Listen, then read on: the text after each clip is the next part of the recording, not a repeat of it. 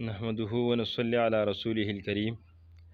أما بعد، قال الله تعالى في كلامه المجيد وفرقانه الحميد: اهدنا الصراط المستقيم. وقال الله تعالى: فاستقم كما أمرت. صدق الله العظيم. ډېر عزتمندو مسلمانانو ورونو، استقامت مبارک موږ څه بحث شروع کړو او د هغې نه مخکې موږ د حضرت خباب رضی الله تعالی عنہ واقعه ذکر کړه. د خباب رضی الله تعالی عنہ د واقعې نه بعد موږ رسول الله صلی الله علیه وسلم د خوږ صحابي حضرت عبدالله بن حذافه السهمي رضی الله تعالی عنہ واقعه ذکر کړه. دا شان د رسول الله صلی الله علیه وسلم د خوږ صحابي حضرت بلال حبشي رضی الله تعالی عنہ واقعه ذکر کړه. نن موږ د الله رب العالمین د خوږ پیغمبر حضرت ابراهیم علیه السلام مبارکي مختصر تذکره کوو چې هغه د الله رب العالمین د دین دپاره څومره سخته برداشت کړې وه، څومره تکالیف برداشت کړي او پر دین اسلام هغې استقامت اختیار کړی و، په دین باندې هغې برابر پاتې و. ابراهیم علیه السلام نوم دا څه ناشنا نه دی. د ابراهیم علیه السلام نوم دا نن په هر ځای کې ژوندی دی او په هر ځای کې تذکره کیږي. د اختر په موقع باندې، په بله موقع باندې، په بله موقع باندې د ابراهیم علیه السلام تذکره کیږي چې ابراهیم علیه السلام د دین اسلام دپاره څومره قرباني ورکړې وه.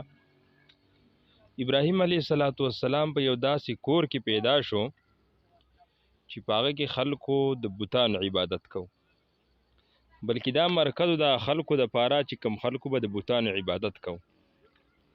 ابراهیم علیه السلام په کور کې پیدا شو، په کور کې دغه پرورش وشو، خو ابراهیم علیه السلام چرته هم نه بت ته سجده کړې وه نه بت ته سر ښکته کړی و، بلکې هغه به دغه کور کې د توحید علمبردار شو او د توحید دعوت خلکو ته ورکوو. ابراهیم علیه السلام د الله رب العالمین د دین دپاره ډېرې قربانۍ ورکړي. ابراهیم علیه السلام د ټولو نه مخکې د کور قرباني ورکړه چې کور یې پرېښودو، خپل مور او پلار یې پرېښودل چې هغې به تر بوتانو د عبادت دعوت ورکاو او هغې ویل دا څه نشي کولی، هر څه چې کوي دا رب ذوالجلال کوي، دا الله رب العالمین نه سوا هېڅ څوک هم څه نشي کولی. د هغه نه وروسته د هغه د کلي د وطنه د قرباني ورکړه، کله یې پرېښود ولاړ. د هغې نه بعد یې وطن او علاقه هم پرېښوده د الله رب العالمین د دین دپاره، ځکه د هغه پلار آزر هغه دا به ورته ویل ته دا بوتان واله و خلکو ته وایه چې دا بس دا خرڅوه.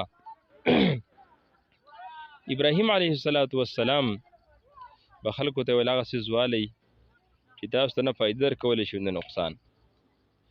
ظاهره خبره دی کله انسان یو داسې چیز خرڅوي چې نه فایدې دپاره یو نه نقصاني، نو هغه څوک نه اخلي. او پلار ته به دا ویل تاسو د داسې څیزونو عبادت کوئ چې هغه څه اوري نه، څه یني نه، څه خوري نه، ستاسو مدد نشي کولی، نو بیا تاسو د هغې امداد غواړئ، د هغې عبادتونه څه کوئ. ابراهیم علیه السلام کور پرېښوده، وطن او علاقه یې پرېښوده د دین دپاره، خو د الله په دین استقامت اختیار کو، د الله په دین باندې همیشه پاتې شو. الله رب العالمین ورته مقام ورکو، نوم یې ورته ورکو خلیل الله، د الله دوست. او بیا هغه موقع راغله چې کله ورته حکم وکړی شو چې د بیبي په دې میدان کې پرېږده، اسماعیل علیه السلام و د هغه مور یې پرېښوده او بیبي ورته وویل تا ته الله حکم کړی دی چې داسې پرېږده؟ هغه ویل او ما ته الله حکم کړی دی، او دا یې پرېښوده. ابراهیم علیه السلام تی لاړ. اسماعیل علیه السلام په هغه ځای کې زندګي تېروله، غټ شو، واده وشو. تفصیلي واقع ده همنګ هغه مختصر ذکر کوو چې ابراهیم علیه السلام د الله ر دین دپاره څومره سخته برداشت کړه، خپل کور وطن علاقه پرېښوده، دین هغه پرې نه ښودو، د الله توحید یې پرې نه ښودو، د خلکو ته مخامخ شو، اور ته وغورځېدو، خو د الله توحید یې پرې نه ښودو، د الله په دین استقامت اختیار کو، هغه دین یې چاته پرې نه ښودو. د الله رب العالمین د توحید علمبردارو د توحید دعوت خلکو ته ورکو. خو د دین اسلام چې ابراهیم علیه السلام دینو، الله رب العالمین حکم، د الله رب العالمین فیصله، د الله رب العالمین احکامات د انسانانو ته ورسول، خلکو ته به توحید دعوت ورکو. هغې په لار کې هغه قسم قسم قربانیانې برداشت کړې، کور وطن علاقې د قرباني برداشت کړه، ښځه او بچي پرېښودل ښځه او بچي پرېښودل په یو میدان کې د الله په حکم باندې، او بیا د هغې نه وروسته خانه کعبه یې جوړه کړه. او دا هر څه الله رب العالمین ابراهیم علیه السلام ته هغه مقام ورکو چې کله په دین باندې استقامت وکړي. ابراهیم علیه السلام دا ټول ژوند د استقامت نه ډک دی.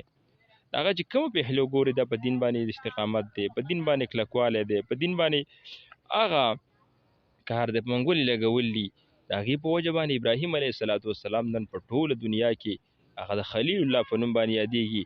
مقام او مرتبه ته صرف په دې بنیاد میلاو شوه چې هغه د دین دپاره، د اسلام دپاره او د الله رب العالمین په توحید او د الله په یووالي باندې هغه مستقیم پاتې و، استقامت اختیار کړی و.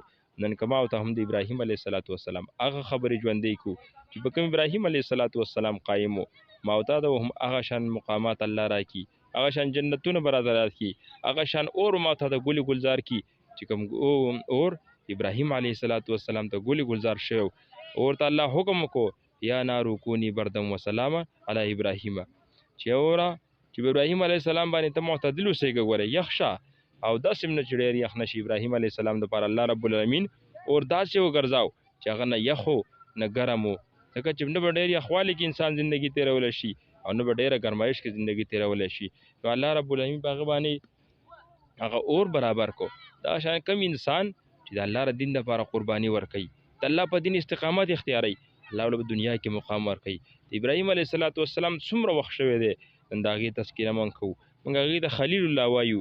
موږ د خر اختر په موقع باندې د قربانۍ په موقع چې د خپل دین د الله رب العالمین حکم چې الله ورته ویل زوی حلال کا، د زوی قرباني ورکا، د الله رب العالمین حکم هغې پوره کو. د هغې پوره کولو خو د په دې کې سستي ونه کړه، کاهلي ونه کړه، د الله دین د الله حکم په هغې پوروالي باندې هغه مستقیم پاتې و. نو موږ له هم د ابراهیم علیه السلام په شان دی په دین باندې استقامت پکار دی. هره پهلو موږ ته اسانېږي، موږ ته به الله تعالی باندې دروازې اسانوي، موږ ته به الله رب العالمین سختې او تکالیف، مشکلات او مصیبتونه ختموي. خو چې موږ د ابراهیم علیه السلام په شان استقامت به ځان کې پیدا کو، د الله په دین قایم پاتې شو، الله رب العالمین به هغه مقام راکړي، هغه مرتبه به الله کړي چې کوم ابراهیم علیه السلام ته ورکړې وه. د مختصر بحث د ابراهیم علیه السلام په حواله باندې الله رب العالمین دې وکړي چې د ابراهیم علیه السلام په شان استقامت، هغه په شان په دین باندې قایم پاتې کېدل دا هم ممکن راشي. اقول قولي هذا استغفر الله لي ولكم ولسائر المسلمين. جزاكم الله خير. السلام علیکم.